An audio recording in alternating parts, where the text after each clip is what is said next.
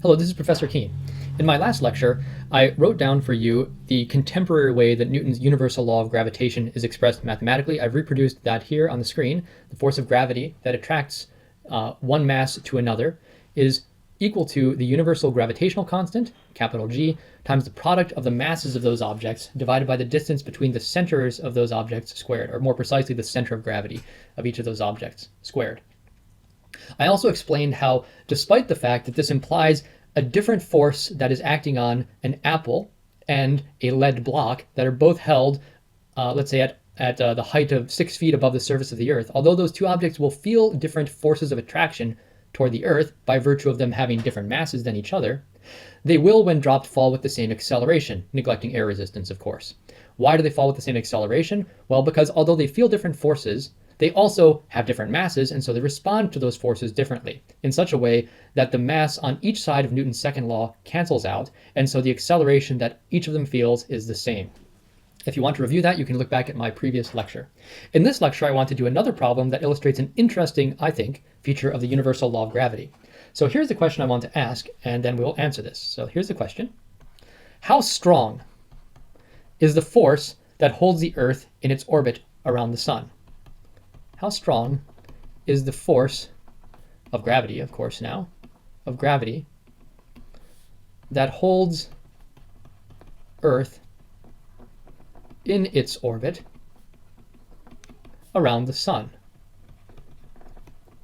Okay, so we have the sun right here. Here's the sun, and we've got the Earth right here, and there's some distance between them, r, and the mass of the sun is ms, the mass of the Earth is me, and Earth is going in this orbit around the sun like that. So how big is the force of gravity that is attracting the Earth toward the sun? So we want to compute this force of gravity that's acting on the Earth. Okay, how big is that force of gravity? Well, that's easy to do. We'll just plug in numbers into this. So the force of gravity that's holding the Earth in orbit is going to be g times the mass of the Earth times the mass of the sun divided by the distance between the Earth and the sun squared.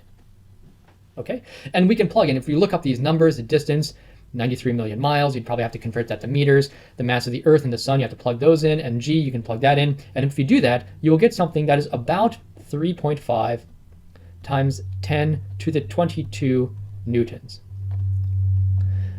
Okay, so we get that, but that doesn't really, that doesn't give us a feel. That looks like a huge number, right? But that doesn't really give us a feel for how strong this force is. All we can say is it's a huge force. But let's think for a minute about how that is compared to other forces. So let's imagine that instead of gravity, if somehow God were to turn off gravity, and instead we were to attach a steel wire from the sun to the Earth. And that steel wire is what's swinging the Earth around. It's providing this centripetal force instead of gravity. How thick or how wide of a steel wire would we need in order to produce the same pull on the Earth as the sun does? How thick would it have to be so that that steel wire doesn't break? Okay, so to answer that question, we have to know what's called the ultimate strength. The ultimate strength of steel, a particular type of steel that I looked up. The ultimate strength of steel is 500 times 10 to the 6th newtons per square meter. What that means is if we have a steel wire, I'll draw a section of a steel wire, and you wanted to try to break this, the force you'd have to apply would be 500 times 10 to the 6 newtons for every square meter of cross-sectional area. Okay, so if this was a 1 square meter cross-section, it would take 500 million newtons to break that steel rod. If it was 1 square meter, if it was 2 square meters, then it would take 1,000 million or 1 billion newtons to break it. Okay, so this sometimes so the ultimate strength is that this, notice newtons per square meter, that has units of pressure. So this is also sometimes called the ultimate pressure, pressure ultimate, how much pressure you need to apply steel in order to snap it. So we can ask the question is how thick a steel wire would be needed to produce this same gravitational force, without snapping. some force equal to this is going to need to be applied to hold this in orbit, but how thick would that steel wire have to be so that it wouldn't snap in producing that force? Well, to answer that question, so here's the question.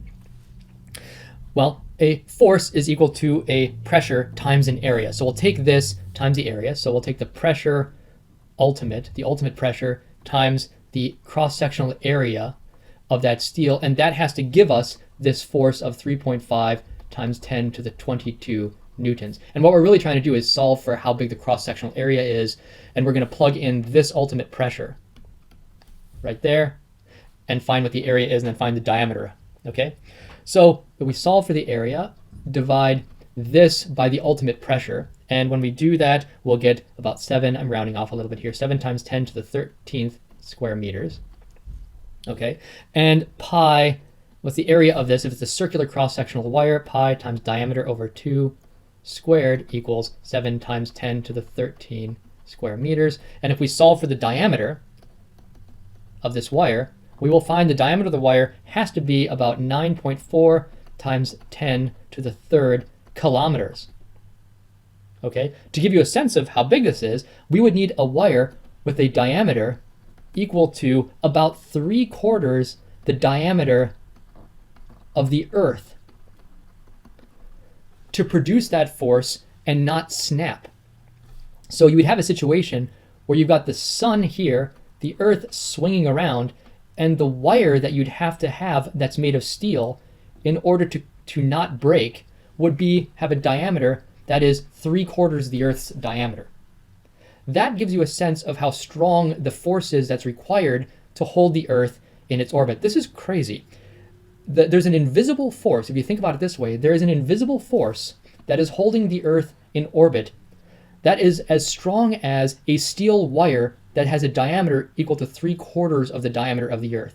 And yet you can pass your hand through space. It's empty space, and somehow there's this mysterious force that's being produced that's as strong as that thick of a steel wire. That is a fascinating way of looking at it. And you can see why people were a little skeptical about Newton's universal law of gravity and his approach to gravity that can produce such enormous forces across empty space. By the way, if we did this instead of for steel, if we used spider silk, if we made a wire of spider silk, the spider silk would actually need to be much smaller, much narrower. That's because spider silk has an ultimate pressure, that is a breaking pressure, which is about 4 times that of steel. So spider silk per cross-sectional area is much stronger than steel, which is, I think, a very interesting point to notice. Let me just say one final thing, point out something else about Newton's law of gravity. Notice that we've been isolating our attention to 2 bodies like the Earth and the Sun, or an apple and the Earth. But technically speaking, every object that has mass pulls on every other object. So the Earth itself, the consequence of this is that the Earth itself is not in a perfectly elliptical orbit around the Sun, because all the other planets are pulling on the Earth as well and giving it kind of this complex orbit. So let's consider the effect of the Moon on Earth's orbit around the Sun. Okay, so I'm going to draw the Moon and the Earth. So let's suppose I'm just going to sketch this. There's going to be no mathematics here. I'm just going to sketch the Earth at a few times in its orbit around the Sun. So the Sun is going to be over here somewhere. And then the Moon. So what's happening is the Moon and the Earth, I'm drawing a line, they're not actually connected. But the Moon is swinging around the Earth like this. Let me draw 1 or 2 more here.